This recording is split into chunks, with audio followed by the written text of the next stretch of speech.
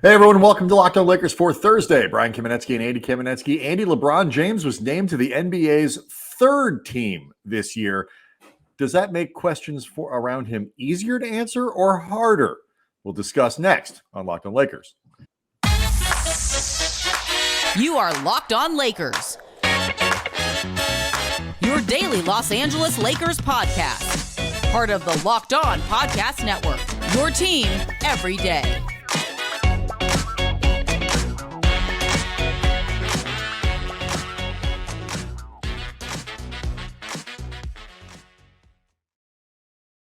Thanks to everybody.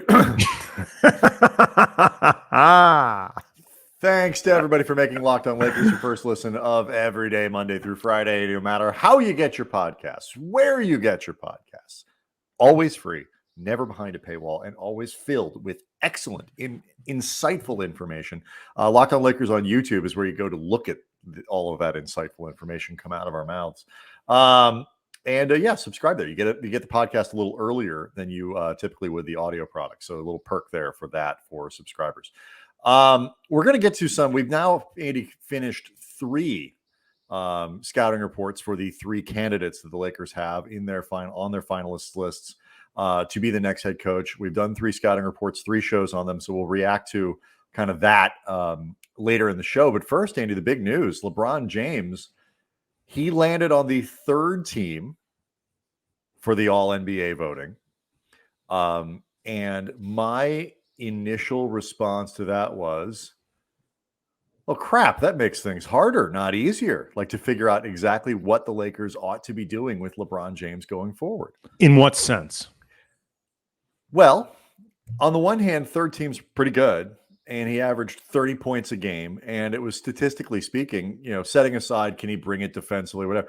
Offensively, LeBron was stunningly good last year, or this year, I should say, in terms of his production, the elevated shooting, the raised efficiency in terms of his field goal percentage and all that stuff. He was really, really good. Good enough, I think, to be on the 1st team if he was around.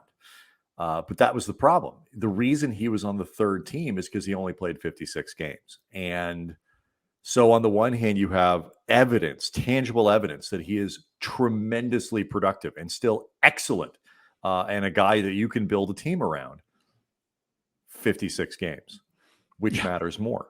It would be easier if he played 7 or, and it was clear that LeBron isn't the guy anymore, or that, he was a 1st team all-star, like still bulletproof and whatever. Obviously that would be even better. But, both of those things are very true. He's still excellent. He is also kind of brittle these days, it almost seems like. Yeah, to the point that you're making, on one hand, like just making the 3rd team All-NBA at LeBron's age with this type of mileage, this many years in the league, it's incredible. Like I did a little bit of looking up information on Basketball Reference, and as an example, Kareem and Karl Malone, 2 guys who also played very productively, very late into their 30s. Kareem into his 40s, into the early 40s. They both made All-NBA teams at LeBron's age, but neither had the exact same, if nothing else, offensive responsibilities that LeBron had. They both, to be clear, did a lot, but LeBron's plate is exceptionally full. And if nothing else, this last season, he had way less help than Kareem or Malone had. Well, look, if people are sitting out there, Andy, and even arguing like, hey, it's the same. Okay, so you found 2 other guys going back to the Kareem era to compare this to. It is wildly unusual to be this productive at his age. That's why I went to go look it up, is I just wanted to see if there was any type of comp at all among the guys who played late. Like MJ never did it after 1998 when he was 34. So in other words, the Wizards stints never landed him on the All-NBA team, even though he was not terrible then. No. Like Jason Kidd, KG, Dirk, other guys who played late into their 30s, they never made it an All-NBA team at anywhere close to a comparable age as LeBron. Kobe obviously got derailed by that Achilles. So again, like just putting this in a historical perspective, like we both said many times, there is really no template for what LeBron is doing at this stage of his career. It's incredible. But on the other hand, in LeBron's 4 seasons that he's been in LA, he's been third team twice, All NBA. And those are the only 2 times in LeBron's career that he's ever made an All NBA team that low. Mm-hmm. And then last season, the 2021 season, he was second team All NBA. Again, great achievement. But for the first time since the 2007 season, when he had been a first teamer in the previous season, but he was still at a place where LeBron was winning voters over, the media, stuff like that. And also, this was back when the forward competition in the NBA was insanely loaded. So Right. again, this speaks to all of this, how LeBron is still a very good version of himself with the Lakers, but he has also been in decline. Like by LeBron standards, this represents a decline. Right. And even if you're just talking about availability, I think that's because it, availability is important. Is part of it. Right. And that's the issue. The defensive issues that come from the aging process, those matter as well. And those they also do, are part of that decline. I think 2 things are true. I think LeBron is capable of dialing it up in the playoffs. I think, like a lot of older players, I'm not even well, we don't know because it's they'd have to get there. Right. Well, no, but I'm saying we've only seen him in one extended run with the playoffs. So like the idea of how often can he crank it up, it's starting to reach a place now where it's a theoretical. It is like you have to see it again. But I think there have been moments even last year where there were games where LeBron was able to be that guy on both sides of the ball, bigger games. Go back to the Golden State game. You go those rare moments of happiness that they had. I'm just saying, I no longer make that assumption I don't think that's fair. grounded in reality anymore. That's fair. I am willing to do that. I'm willing to say, until it's proven to me that LeBron, once the playoffs roll around, and again, they got to get in them first.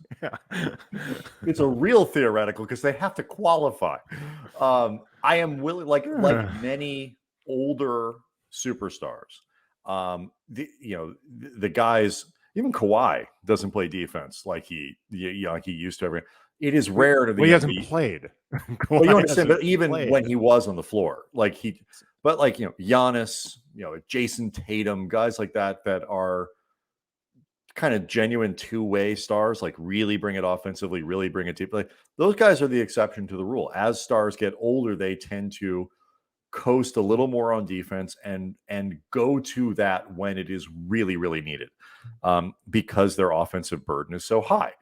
I'm okay with that, and I think that when you use the word decline, it really is important to note that you're talking about availability, because primarily, not solely, but not solely, but there are certain things that he isn't as good at anymore. He doesn't finish at the rim with the same explosiveness and all that kind of, but he's a much more efficient 3-point shooter than he used to be. So like they are, in the aggregate, I think when you look at it, he is still a very effective player, and the decline is physical in terms of how you can rely on him to be 55 games in his first season as a Laker, 67 the year after, again interrupted by the pandemic. So you get a shortened season period, right? And you get the bonus of rest and all that kind of stuff.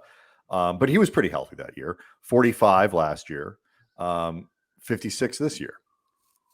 Like that's a far cry from what he was doing in Cleveland with everything was basically in the mid to high 70s. When everybody talked about him as a cyborg. Right. And he would play 75 games a year, 69, I think was a low in 2014, 2015. Somewhere there's a strike in here and I forget what's going on. But he was just incredibly durable, missed very few games for injury.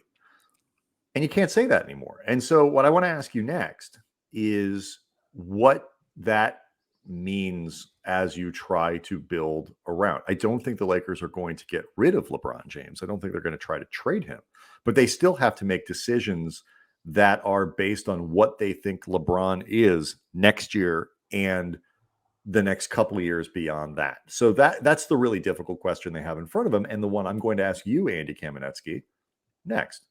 Locked on Lakers brought to you by rockauto.com. With the ever-increasing numbers of makes and models out there, it is impossible to stock all the parts you would need in a traditional chain storefront. And look, why would you even spend 30%, 50%, 100% more for the exact same auto parts at a chain store or new car dealership anyway, dummy? This is why you shouldn't be going there in the first place, because you can get it for far less at rockauto.com, where, by the way, they have no problem stocking all the parts that you need, everything you could possibly want. And as an example, in terms of what they have in stock, but also a better price, Honda Odyssey fuel pump is $353 on average at a chain store, $216 at rockauto.com, because they're not jacking up the prices trying to screw you over. They are a family business serving auto part customers online for 20 years. Whether it's for a classic or a daily driver, you can get everything you need in a few easy clicks delivered directly to your door. So go to rockauto.com right now, see all the parts available for your car or truck, right Locked On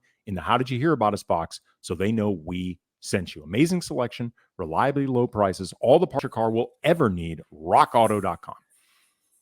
So what do you do if you're the Lakers? I mean, look, we've all agreed that it would be ideal if you can trade Russell Westbrook. I think we're going to talk a lot more about that on Friday's show, and some of the things that have been written and said about that. And by Friday's show, you mean all the ones every day is a Friday between now until he either opts into his contract for some type of deal, or until his time with the Lakers passes, or the trade deadline passes. Whichever of this. I don't want that to be. I don't want to call that a Monday. I don't want an endless series of Mondays. I want an endless series of Fridays, Andy. So that's how we're going to frame this. But yes, you're correct. Mm-hmm. I think we both agree that it is legitimate to wonder about the ability to really build a championship team around Anthony Davis. Both based on his performance and his durability. And like LeBron is in this weird spot where he could still bring it, and he brings it pretty consistently, as opposed to Davis, who can bring it, but it's spottier. But you don't know when it's going to end. You don't know what is it going to be 50 games a year for the next 2 or 3, 50 really good ones? How do you plan for that? What the heck do you do with this version of LeBron, who's still excellent when he plays and unreliable to play? I don't know. I mean, it's a really tricky scenario, and I've talked a lot about lately my real concern that LeBron and AD as your star foundation moving forward is not practical, and that it's not something the Lakers can really rely on, because it's one thing to have one of your stars with availability issues, but the other one is available. It's not ideal, but you can find ways to work around it depending on the timing of the injuries, severity, all that sort of stuff. But you can find ways to tread water if you have at least one star regularly available and a solid supporting cast. I mean, we saw it all last year with Philadelphia and Joel Embiid either not having Ben Simmons, or, the time before Harden was there. Like, you can make it work even if it's not ideal. Jokic, Denver did this all year with no Jamal Murray, no Michael Porter Jr. Jokic, it was a hell of a taxing season on Jokic, and it may have affected a lot of what happened with Denver in the playoffs. But anyway, it can be done. When both guys are absent, though, and it's not just the Lakers, this is what the Clippers have dealt with, it's what the Nets have dealt with. I don't know if that's something that you can reasonably plan around for LeBron's future, but then you start thinking about what was supposed to be that transition period. You and I had both hoped that by now you would have already seen AD at the forefront and transitioning into really being the focal point of the Lakers' offense, certainly the defense, and LeBron really the guy driving that engine, but the engine is AD.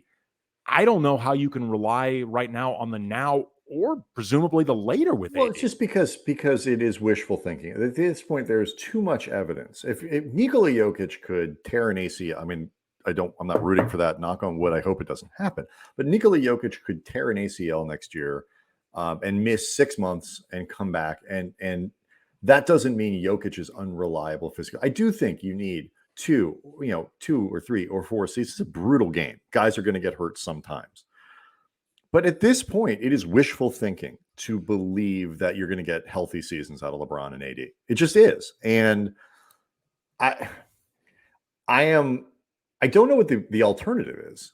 That's the problem. Like, I still think the Lakers are in a better place with LeBron. I think you ultimately have to try to figure out how to roll the dice and make it work with LeBron, which, by the way, not to veer into the Westbrook conversation, is partially why people often get so adamant about the need to trade Westbrook and get him off the roster, because you have a limited window with James and you're going to try to make it work, and imperfect as it is.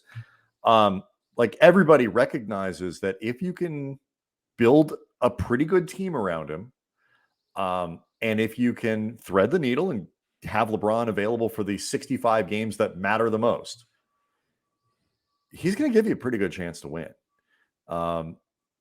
And I just don't see a better alternative to that. But the days of being comfortable with it, long gone, at least for me. Let me ask you this. Okay. What do you think is a scenario that is better for the Lakers' championship aspirations this season? However, by the way, legitimate you think those are to begin with. Not. But I'm just saying. Currently not. It's something, though, that and this may be part of a separate, larger conversation, but I think it's important for people to remember that as much as you don't want to waste whatever productive years you think LeBron still has, as much as you want to avoid making that happen, the desire to avoid it doesn't mean that it will happen. You know what I mean? Like, you can't. Sure. I mean, you can't and pretend. I think you tweeted this out earlier in the week. Like, pretending that you're making the roster better isn't actually making the roster better. Right. You can't.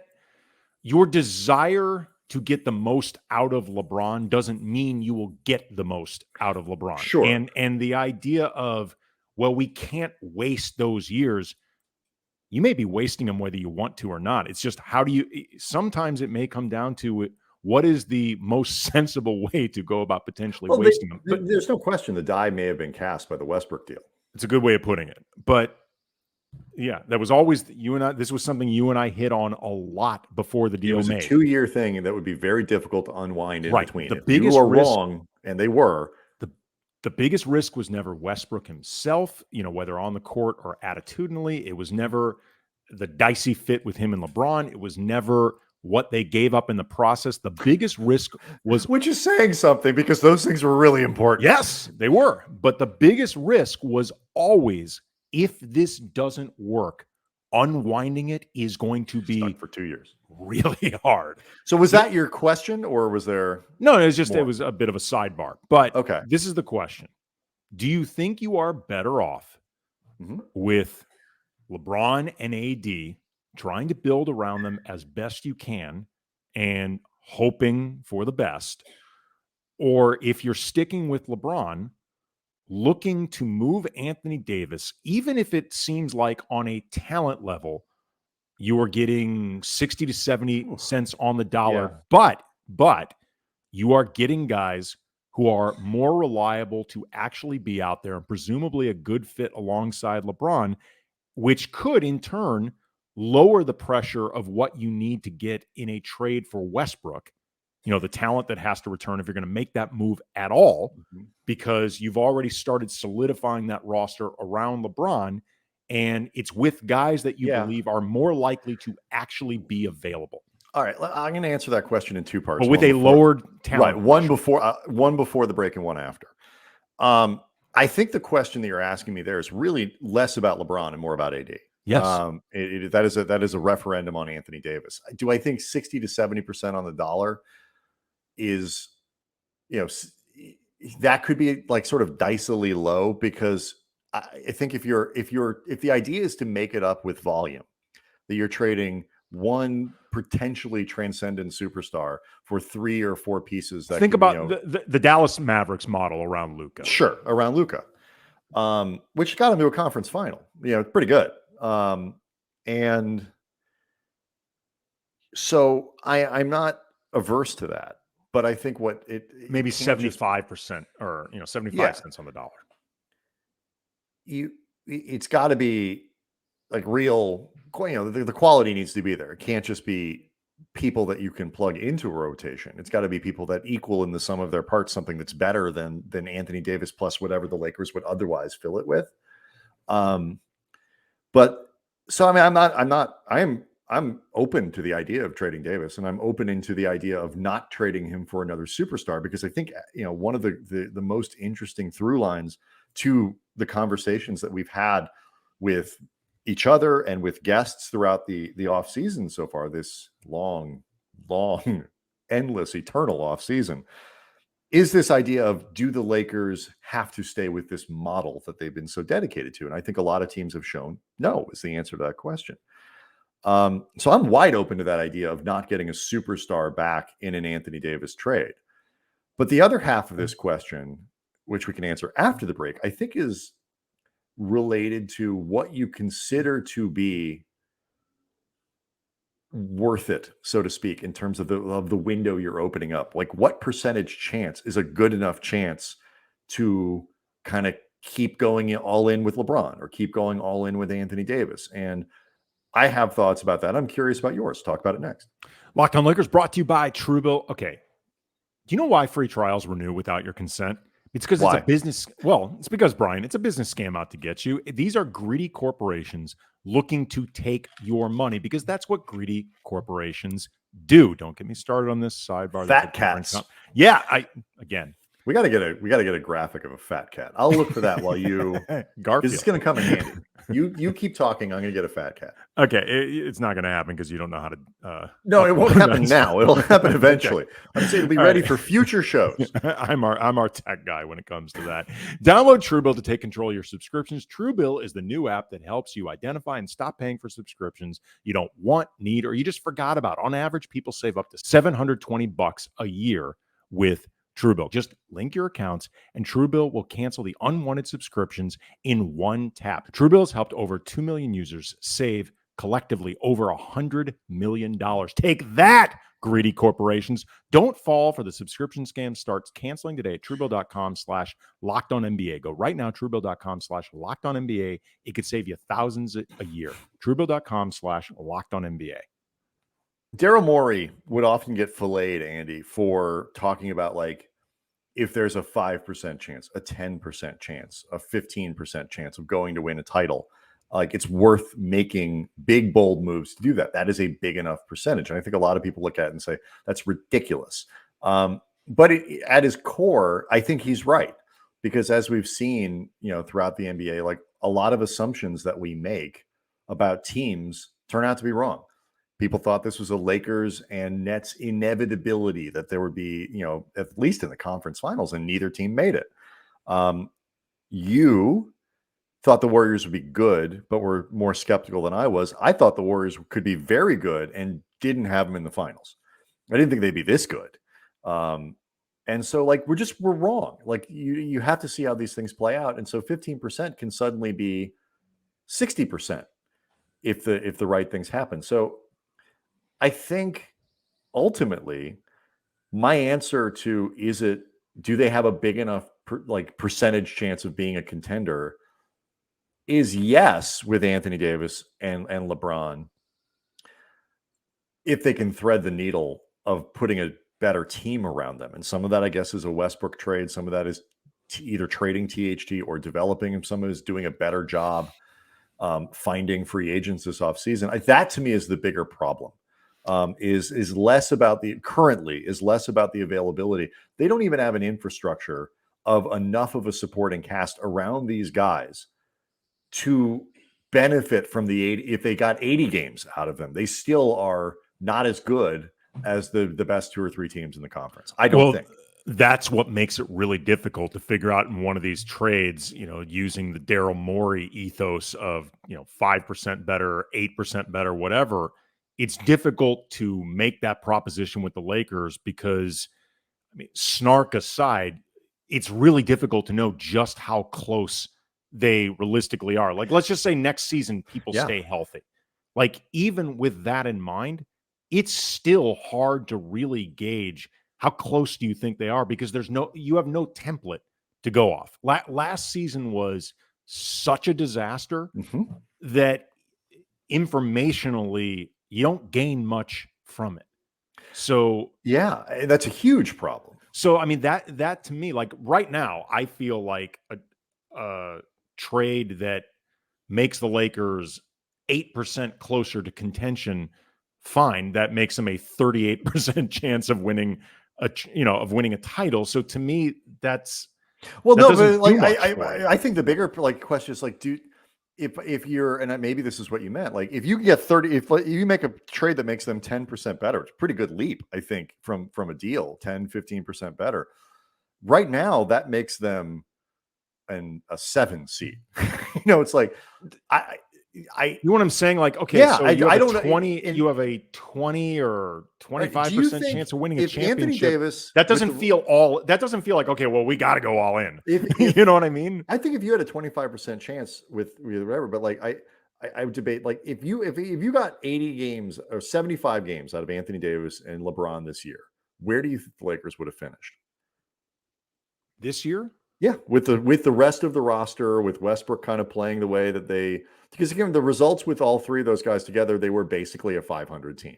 Yeah, if those guys had been healthier all year, I think they would have been better than a 500 team because they would have had more time to actually build reps Okay, out. that's fair, but like how much better?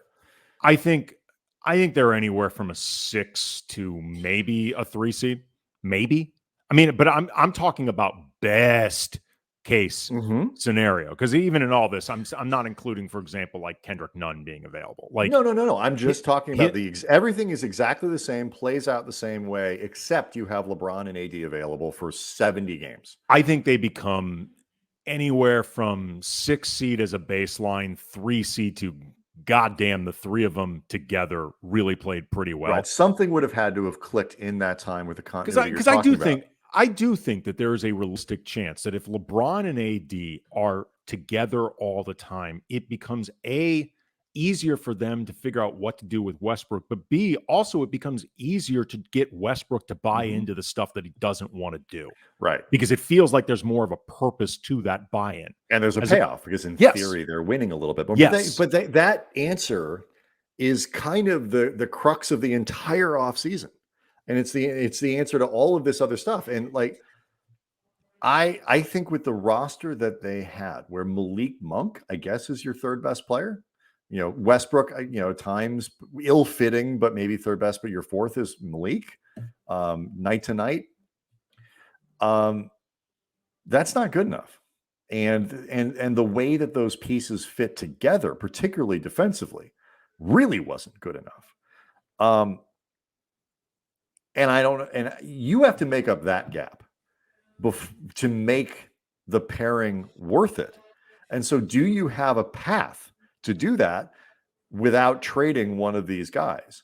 And I think that's the question you were asking before about, trading AD for depth. That's the hope that people have around, Lakerland, is that you can somehow flip Russ for depth. You can get, flawed but good, useful players. Okay.